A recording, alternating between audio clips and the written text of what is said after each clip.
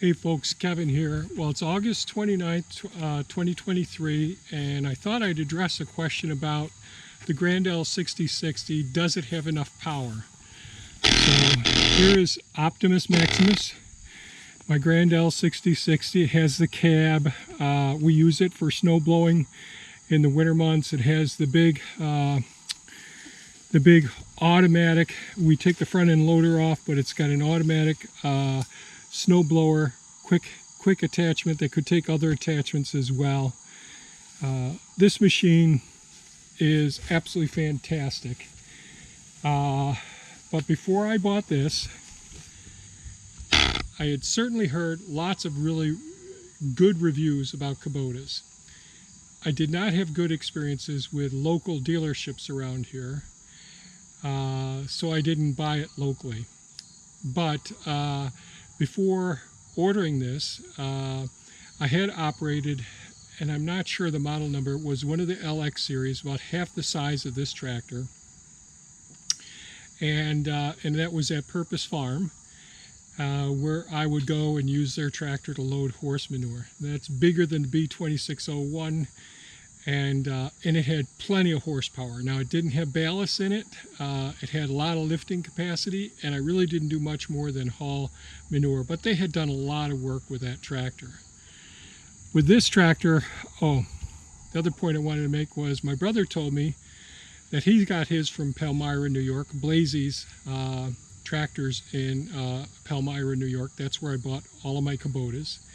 And he has a Grand L4060, and he has the backhoe on the back, and he's done lots of renovations and new earthworks on his property, digging out foundations, digging out a place for a pool, lots of things like that. So he's done a lot of work, and he hasn't complained at all about the power of the unit.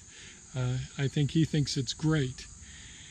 The question I got was that a person who ordered a Grand L6060, someone he knows, it might have been his brother, was complaining that his Grand L3560 lacked the power. It would bog down, and that's what prompted the question before he took delivery of his 6060, does this one ever bog down? And no, it never does, but I don't overdo it. So I've got an excavator, I've got a track loader, but all that said, I've been pulling trees. Besides doing all the snow blowing, which is fantastic with it, I haul a lot of trees to different parts on the property here, and I'll show you like the pile that this tractor pulled last year and this year. And I just got, sorry about that. So this is all freshly disturbed ground that's still moist, and there's lots of there's lots of cavities, even though I'm covering up with soft soil in here, all along in here where I took out the roots of some large trees. So right here is a spot here. So I have to put it in four-wheel drive, but I just ended up pulling several trees minus the branches and the root balls. I cut those off, and then I just dragged several trees out of this area. But as you could see, this has all been dug up with the excavator, so it all undulates. And this tractor, no problem whatsoever backing up into here. I do have to put it in, when I get into the ruts and all, I do have to put it into four-wheel drive.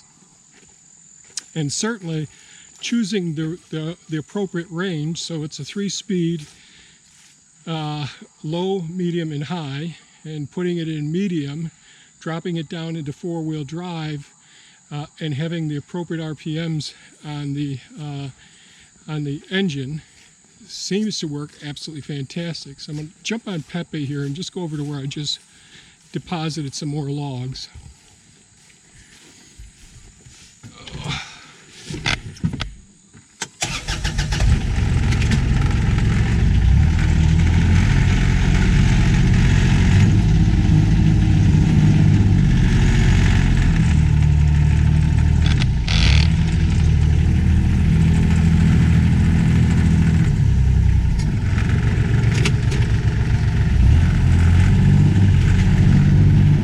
I've been dragging the trees out of here and many other places on the property.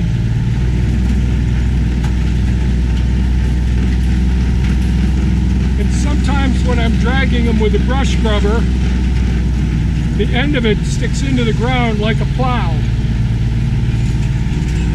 You can sort of see a line here. Now this wasn't the end sticking in this last one. But sometimes I gotta go back and smooth things out where the butt of the tree is acting like a bottom plow.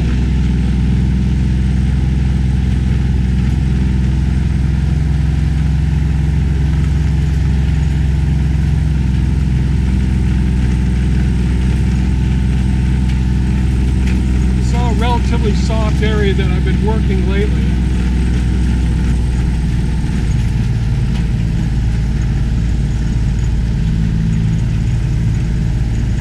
Pile of trees here. I have another pile on base camp on the other part of the property.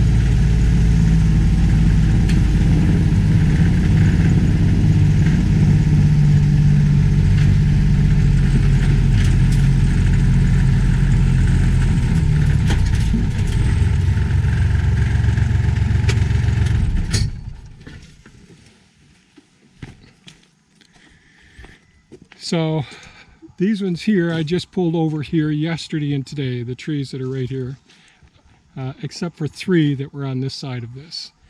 And yesterday I pulled probably a dozen trees.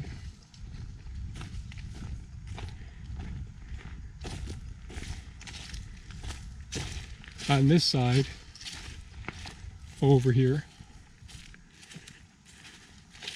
And there's some good sized trees in there. Especially the ones that have, you know, they've split, like this is one part of this trunk, this is another part, and the base of it is at the other side. So the Grand L6060, even in high range, you could pull these with relative ease. But putting it in mid-range, not even having it in 4-wheel drive, having the RPMs up around 1600 revolutions per minute, you don't even notice it there. It doesn't lack power at all. When I'm doing the snow blowing in the winter months, it just chops through the big drifts and everything without any problem, chops up the ice without any problem. The Grand L60 is a beast. I can't say how the 3560 is. If it's really bogging down a lot and they're using the appropriate range and gear and the appropriate RPMs, then I think they need to go back to the dealer and have them look at it and see what is going on with it. Are the brakes engaging on it or whatever? These are pretty complex as far as the technology with these new hydrostatic Grand L60 systems. So it's a possibility that something in the electronics is not working as well. The B2601, the Mini-Me, our smaller tractor, that's an absolute beast for, what is it, 25 horsepower. Absolutely fantastic. It does so much work around here. I can really load up the grapple with it, load up the bucket with it, and do all the small work around here. We're blessed that we've got several pieces of equipment now at this point in our lives, and it makes life so much easier to do things. But to answer the question, has the Grand L6060 ever let us down, ever bogged down in any way? No. It has met and exceeded all of my expectations. I think it's an absolutely fantastic tractor. So that's it for this video. I just thought I'd make a response to that. I responded directly to it in the comments, but I thought it'd be worthwhile just making this video. If you have other questions about the equipment that we're using, pretty much I'm super excited. I haven't talked about the mule here in a while, this Kawasaki, and this has been absolutely fantastic. I have talked about Suki. That's so this is Pepe, the Kawasaki. Super happy with this. I use this one all the time. Thea uses Suki all the time, and Suki's a RTV 1100C with an enclosed heating and air conditioning in the cab and all. This is a wide open bugger, heavy duty, workhorse, does a fantastic job. I've had this, I don't know, 15, 16 years. I have to look it up and see what age it actually is. It's been fantastic. This is the Diesel Mule 3010. And this has been absolutely fantastic the whole time. I love the big bed on this. This is fantastic. And does the bed dump? Yes, it does dump. But you can put down the back seat as well. Okay, enough of me babbling on. I love the Grand L6060. So far, I love all of our RTV, all of our Kubota products. I will do each one of these pieces of equipment. I'll try and do like a 2 or 3 year update on what I think, how everything's been with maintenance and everything that we're doing with the equipment. And does it function as well as I like it to. The B2601, the Grand L6060, both of those fantastic. The Kawasaki Mule, fantastic. The Takushi TL12 V2 track loader, great. The Takushi TB290, fantastic. The RTV, it's still a little bit too early. I really like it a lot, but we need to use it more and work with it more. Thea loves it. I think it's really good. Will it go in the places that this one will go? No, it won't. Can it haul as much as this one? No. Does it have a rack system that I've got some questions about? It needs to be modified some. But I'll always give you my honest opinion about these pieces of equipment, since these are my workhorses, and I won't keep them if they don't perform the way I need them to. So that's it for today's video. I hope you found some value in this, and take good care of yourselves and stay safe. Bye-bye now.